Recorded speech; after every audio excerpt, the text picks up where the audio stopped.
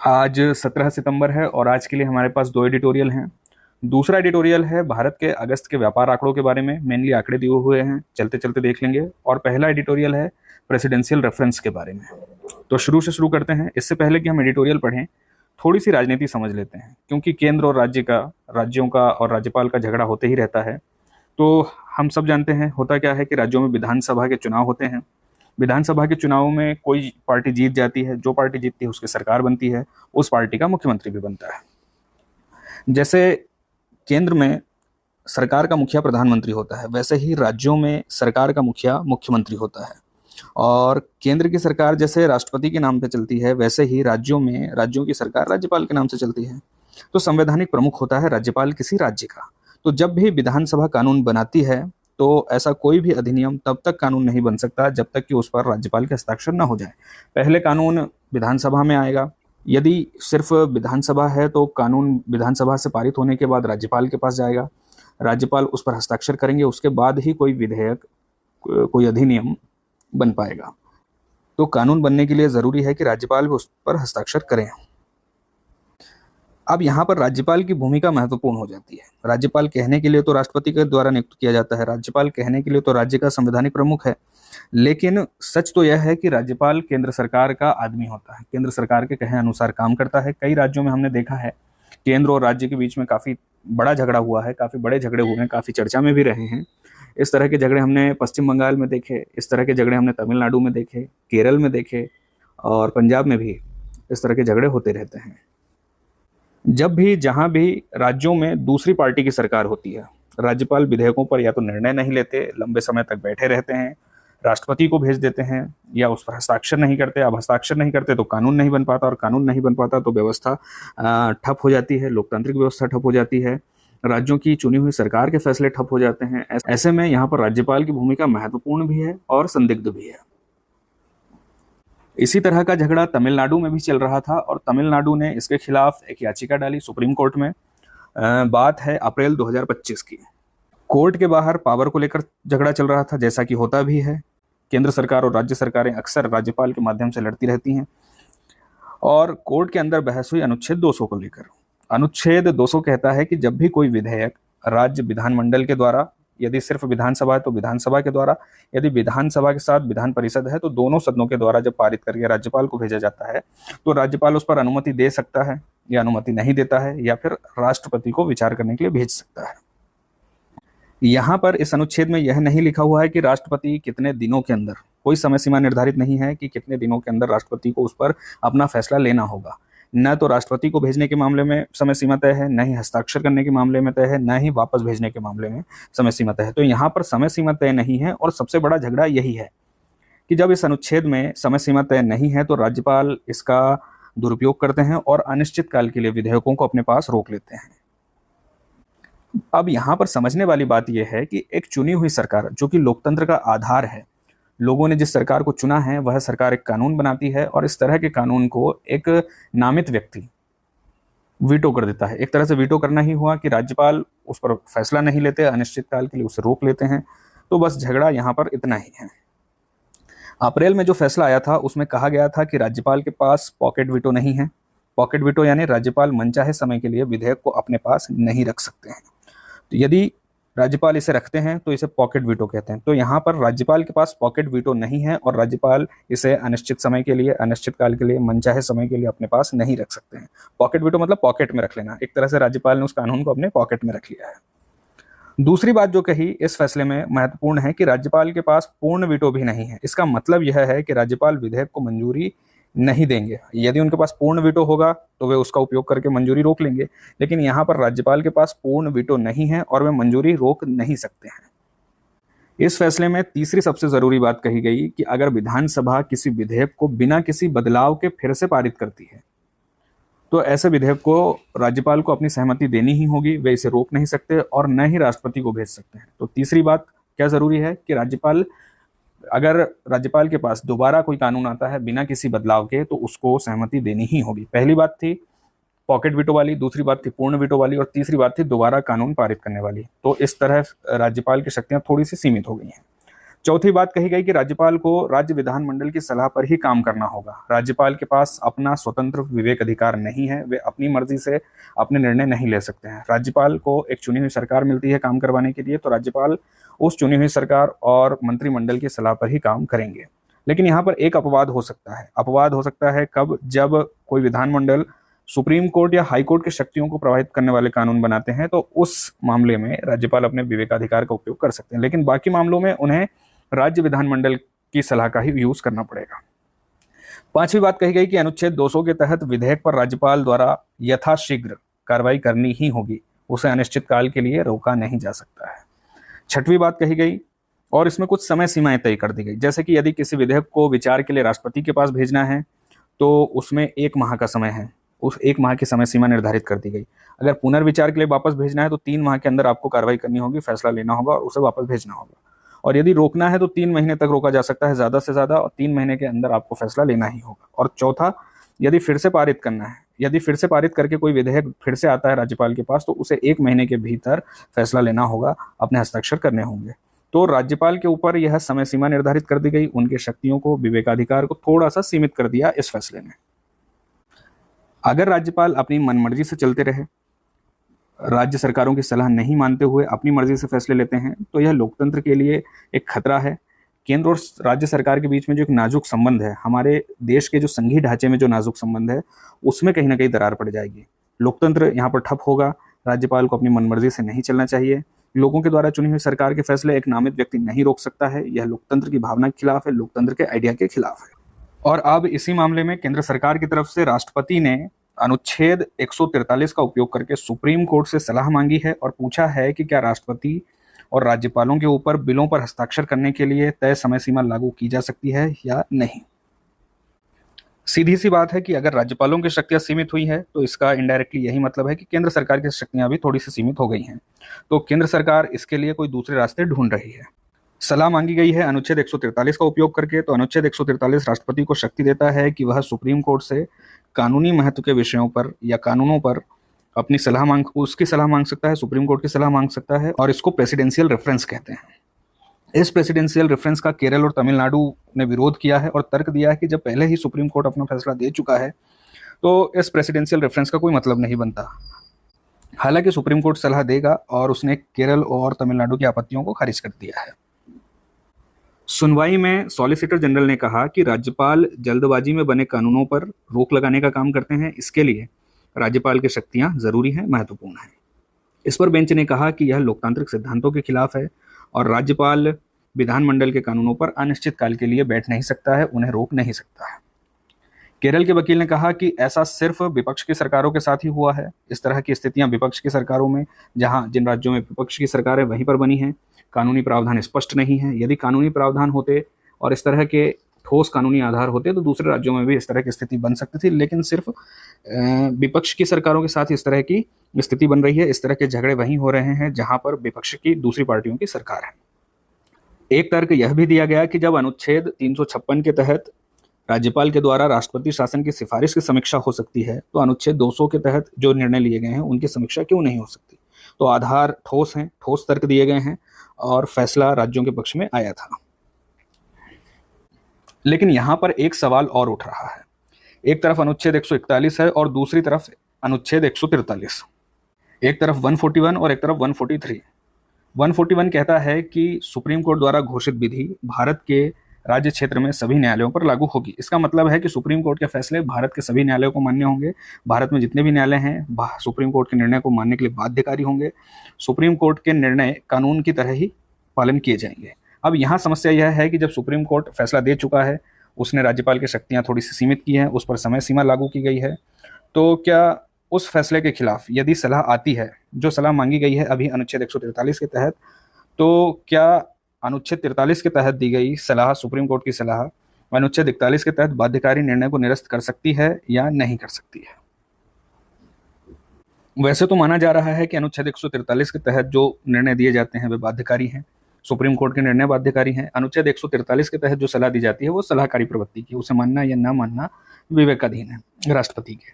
तो जब भी इस पर स्पष्टता होगी और हम बात करेंगे, लेकिन अभी मान सकते हैं कि अनुच्छेद 141 के तहत, अनुच्छेद 141 के तहत जो निर्णय दिए जाते हैं वो बाध्यकारी होते हैं।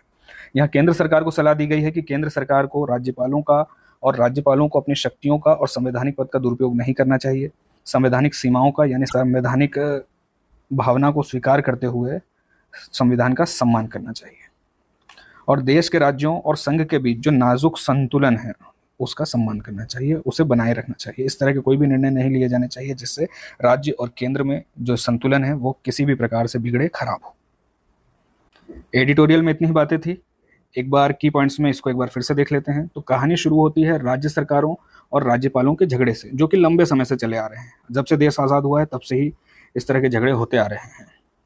अप्रैल 2025 में तमिलनाडु ने एक याचिका दायर की थी सुप्रीम कोर्ट में, और सुप्रीम कोर्ट ने फैसला दिया था और कहा था कि राज्यपाल विधानमंडल के बनाए कानूनों पर अनिश्चित काल के लिए नहीं बैठ सकते हैं, और राज्यपालों पर इसके लिए समय सीमा भी निर्धारित की थी। इस पर राष्ट्रपति ने अनुच्छेद 143 का उपयोग करके राष्ट्रपति से सलाह मांगी है और पूछा है कि क्या राज्यपालों पर या राष्ट्रपति पर उनके निर्णय लेने के लिए बाध्यकारी समय सीमा लागू की जा सकती है या नहीं।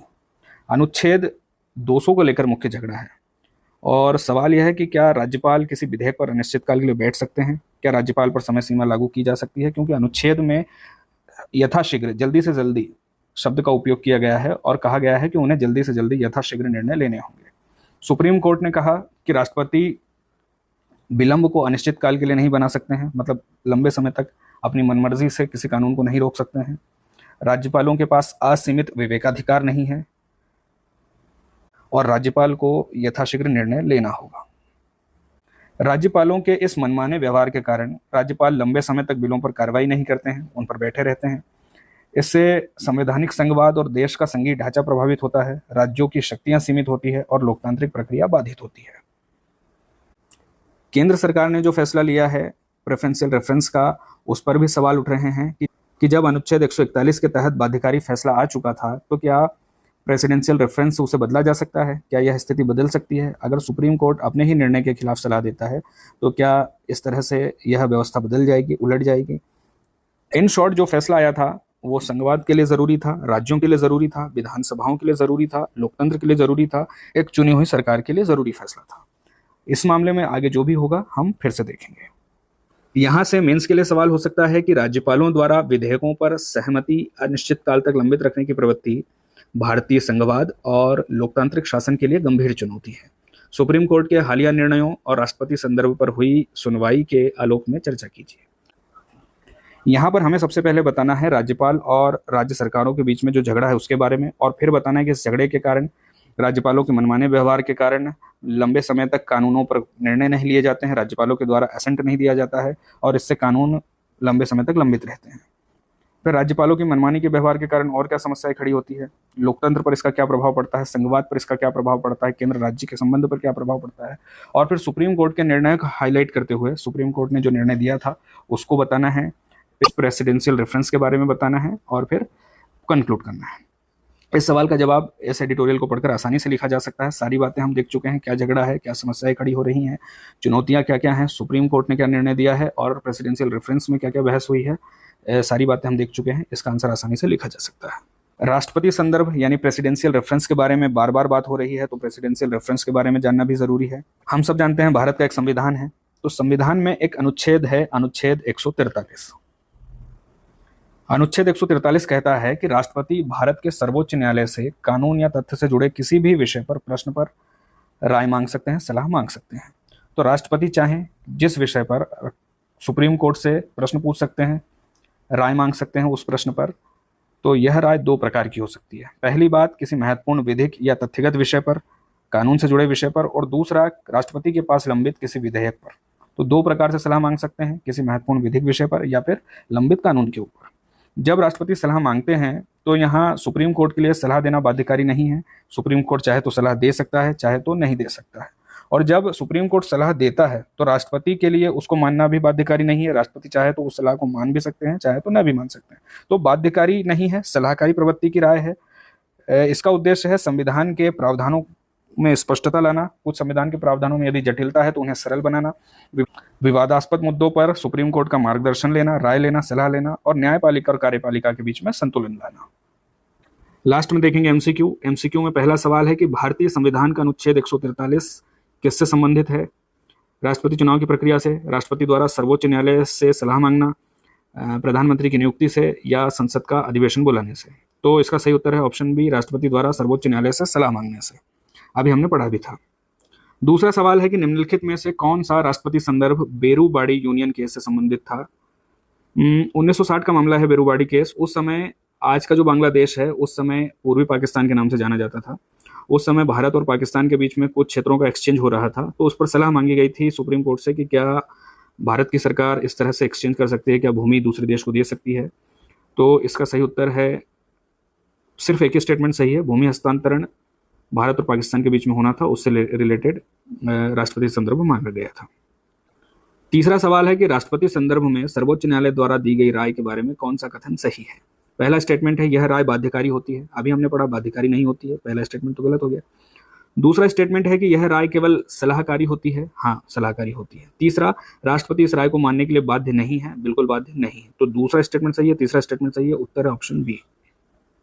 चौथा सवाल है कि निम्नलिखित में से कौन सा राष्ट्रपति संदर्भ सर्वोच्च न्यायालय ने सुनने से इनकार कर दिया था? तो इस सवाल का जवाब है ऑप्शन बी, बाबरी मस्जिद केस 1993 का मामला है। यहाँ पर एक बात ध्यान रखने वाली है कि हम प्रेफरेंशियल रेफरेंस से जुड़े बाकी मामलों को भी ढूंढ कर पढ़ सकते हैं, पढ़ लेंगे तो अच्छा ही होगा। पांचवा सवाल है कि 2025 में हाल ही में राष्ट्रपति संदर्भ किस मुद्दे से जुड़ा था? तो अभी हमने पढ़ा राज्यों द्वारा विधेयकों पर सहमति लंबित रखने से, तो उत्तर होगा ऑप्शन सी। इसके बाद है दूसरा एडिटोरियल। दूसरा एडिटोरियल है भारत के अगस्त के व्यापार आंकड़ों के बारे में, और इन आंकड़ों के माध्यम से हम देखेंगे कि अमेरिका के टैरिफ का भारत के व्यापार पर, भारत के निर्यात पर, भारत के आयात पर क्या असर पड़ रहा है। अगस्त महीने के व्यापार के आंकड़े अच्छे आए हैं, जबकि भारत पर अमेरिका ने 27 अगस्त से 50% का टैरिफ लगा रखा है। अगस्त में माल निर्यात पिछले साल की तुलना में बढ़ा है, लगभग 6.7% बढ़ा है और बढ़कर हो गया है लगभग $35 बिलियन। और आयात कम हुआ है, आयात हो गया है $61 बिलियन। कम कितना हुआ है? 10% के लगभग कम हुआ है। सोने और चांदी के आयात में गिरावट हुई है। सोने और चांदी में जो गिरावट हुई है आयात में, उससे वस्तु व्यापार घाटे में कमी आई है। पिछले महीने यानी जुलाई में वस्तु व्यापार घाटा था लगभग $27.35 बिलियन और अगस्त में हो गया है $26.49 बिलियन, थोड़ा सा कम हुआ है। यहाँ पर ध्यान देने वाली बात यह है कि अमेरिका ने जो 50% का टैरिफ लगाया है उसमें से 25% का टैरिफ 7 अगस्त से लागू हो गया था, और इससे अमेरिका को होने वाले निर्यात में थोड़ी सी कमी हुई है। अगस्त में यूएसए को माल निर्यात हुआ था लगभग $6.86 बिलियन का, और जुलाई में लगभग $8 बिलियन का निर्यात हुआ था। तो यहाँ पर निर्यात में, अमेरिका को होने वाले निर्यात में कमी दिख रही है, साफ है। कुल मिलाकर अगस्त में $35 बिलियन का निर्यात हुआ है और जुलाई में $37 बिलियन का निर्यात हुआ था। अभी तक टैरिफ का उतना असर दिखाई नहीं दे रहा है, क्योंकि 50% में से जो 7 अगस्त को 25% का टैरिफ लगा था, उसके बाद 27 अगस्त को टैरिफ लगा था। जो पहली बार टैरिफ लगा था उसमें अमेरिकी आयातक स्टॉक करने के लिए आयात कर रहे थे, और दूसरा टैरिफ जो 25% का लगा है वो 27 तारीख को लगा है, तो उसका असर अभी दिखाई नहीं देगा। जब भी सितंबर के आंकड़े आएंगे तो उसमें देखेंगे कि हम टैरिफ का क्या असर हो रहा है। अमेरिका से होने वाले निर्यात में इलेक्ट्रॉनिक्स, रत्न आभूषण और इंजीनियरिंग गुड्स में निर्यात हल्का सा कम हुआ है, लेकिन सबसे बड़ी गिरावट दिख रही है कपड़ों के मामले में। कपड़ा क्षेत्र में, कपड़ों के निर्यात में सबसे बड़ी गिरावट आई है और टैरिफ का असर सबसे ज्यादा कपड़ों में दिख रहा है।